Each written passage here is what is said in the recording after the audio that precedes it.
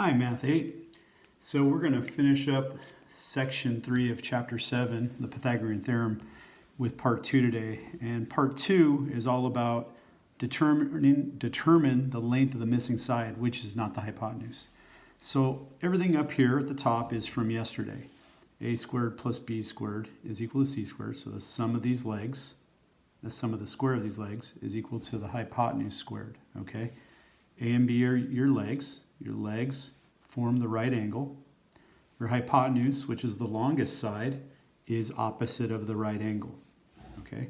So remember, you must always write a squared plus b squared is c squared. All right? Put them in the right place, and nothing should really go wrong as long as our arithmetic is on point. So here we go. A squared plus, now if you look, here's the right angle, so this is the other leg, that's 15 squared, and that's equal to the hypotenuse, which is 17 squared. And so now let's do a little bit of math. 15 squared is 225, okay?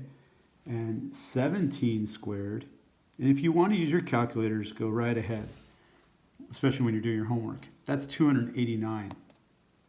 Now the difference from the previous part, part 1, now we need to subtract. We need to subtract 225 from here and from here. And so 225 minus itself is 0, leaving us with a squared. And then 289 minus 225 is 64. Again, use your calculators if you need to. The inverse operation of an exponent is its root. And if you find the root of one side, you have to find the root of the other side. And so the square root of a squared is a, and the square root of 64 is 8. Okay?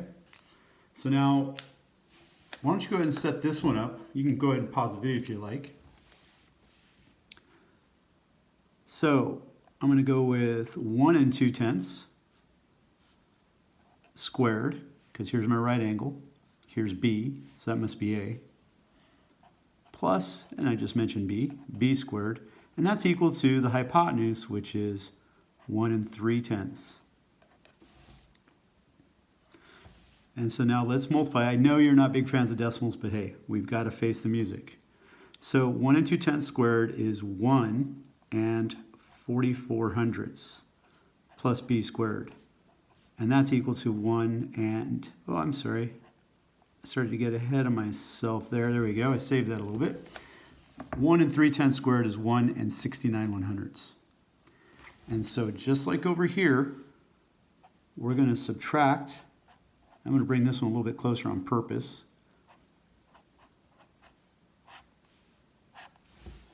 Okay, subtract 1 44/100 from both sides. This is 0. 0 plus b squared is b squared. And then over here, okay, 9 minus 4 is 5. 6 minus 4 is 2. 1 minus 1 is 0. So we have 25/100. Again, the inverse operation of our exponent is the root. And if you determine the root of one side, you have to determine the root of the other side. The square root of b squared is b. And then the square root of 25/100 is 5/10.